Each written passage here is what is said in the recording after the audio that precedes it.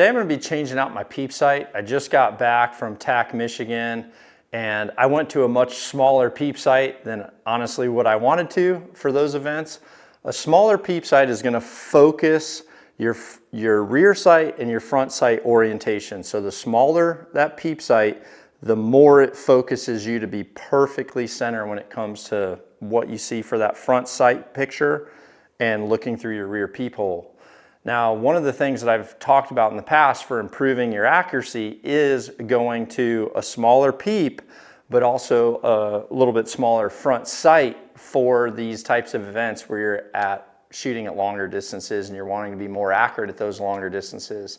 But this raises another really important topic, which is what exactly do I look for when it comes to peep orientation or rear sight, front sight, or front sight, rear sight picture? And a great question that's been brought up several times is how do we address that if we don't have a perfectly round front sight versus the rear sight? So let me just talk with you about this quickly, and I'm going to walk you through my process for front sight, rear sight acquisition / orientation, okay? So first off, what you want to have is you want to have a Peep Sight that gives you a perfect eclipse around your sight picture. So if you're shooting a 2-pin sight, you're going to have a slightly smaller scope. You're going to be able to have probably a slightly smaller Peep Sight and still be able to fit all that in. Now, if you have an oblong sight, this is where things get weird because you've got an oval and a circle. So the question is, what is the orientation? Okay, well, there's a couple things here. Keep in mind, your peep is a full circle, and as long as those pins are perfectly oriented in the exact same place all the time, whether you're shooting uphill or downhill, as long as those pins are always in the exact position within that rear sight, then you're going to have accuracy and consistency. So when it comes to front sight, rear sight acquisition, when I draw back and I look through my peep and I'm looking at my sight pin, I go through a peep check. Okay, now this could be done honestly one of two ways. An easy way for me to tell you to do it right now, based on the fact that some of you may have an oval, this is going to help you. So it's 6 to 9 to pin to bubble, 6 to 9. So when I say that, here's what happens once I'm drawn back, anchored, I adjust my head, I'm looking through my Peep Sight, and I've moved my pin onto the target, and the pin's on the target, and now I'm going to check that front sight, rear sight orientation.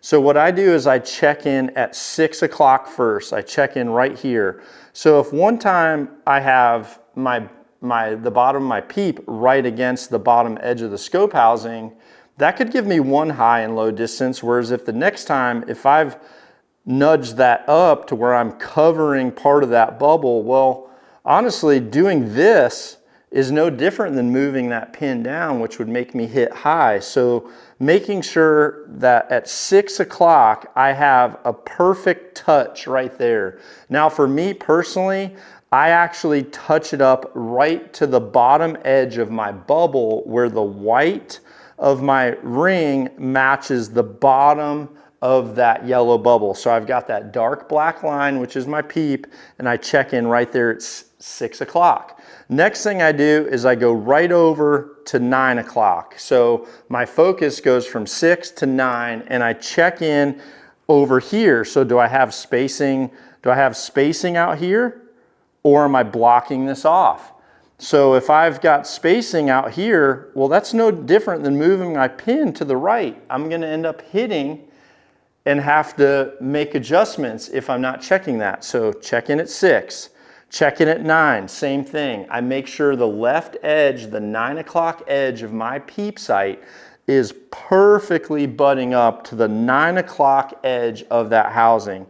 Now this is going to be critical down here for an oblong scope or an oblong front sight picture. So in this case, what I would tell you is wherever you check in at your 6 o'clock, you need to make sure that all those other pins can perfectly fit within your Peep Sight. Okay, so for some people, depending on where their 20 is, they might actually have to check in very close to the bottom edge of that bubble, or maybe right at the bottom part of the swoop of your bubble in order to be able to see those upper pins. And you want to make sure you can see them all. You want to have a front sight, rear sight, perfect circle in the perfect place every time, or it's really no different than moving your sight around. Your lefts and your rights and your highs and lows are going to be all over the place. So check in at 6, check in at 9, then I go to my pin. So in this case, up here on my sight, I would check in here. I'd make sure I'm bumped up, the bottom black part of my peep is bumped up to the bottom edge of that bubble, right where I can barely start to see a little bit of white. Then I check in over here, I make sure there's no daylight on the outside of my scope, and I also make sure I'm not covering that white circle that is the ring of my front sight. So I check in here, then I go to my pin, okay? And what's nice about this system is you're using 25% of the whole picture, but since it's a circle, if you're utilizing 25% of that pie, then the rest of the pie is all going to fall into perfect orientation. So 6, 9, I get to my pin. I make sure my pin's on target, okay? If by chance you have to move your pin a long way, there's a good chance your tilt and your lean could slightly get screwed up too during that process. So that's why I go from 6 to 9 to my pin. Make sure my pin's on target. Pins on target, it's critical you check your bubble. So then my sight goes right down to my bubble, make sure my bubble's level. Then while my vision is already down there, I'll check in one more time at my 6 o'clock, quick glance at 9 o'clock. If the sight picture is perfect, I go back to the pin and I start going through that shot process of pulling on that trigger and allowing that float to happen. But I've double confirmed my peep orientation twice by going 6, 9, pin, bubble, 6, 9, pin.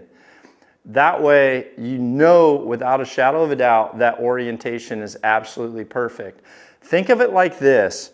For every millimeter or 2 millimeters that you are off in regards to the front sight, rear sight orientation, that's really no different than looking at your sight scale and seeing what 1 yard, 2 yards, 3 yards is. So imagine you've got 3 to 4 millimeters of daylight underneath that housing because you weren't paying attention. Well, that's no different than moving that sight pin up 3 to 4 yards. So you're going to be off simply because your front sight, rear sight orientation was not correct.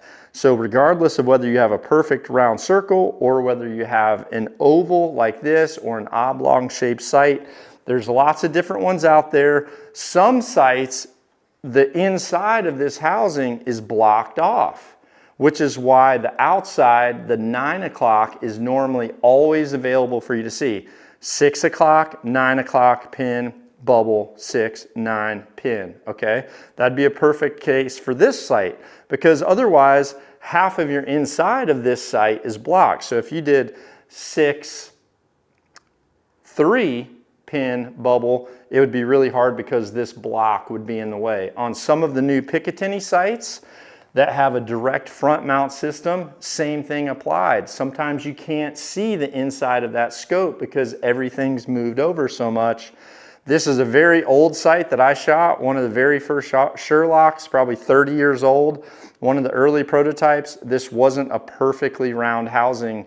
Now the pins are perfectly center, but I always had to check in at 6, check in at 9, go to my pins, go to my bubble, 6, 9, back to my pin, go through my shot, okay?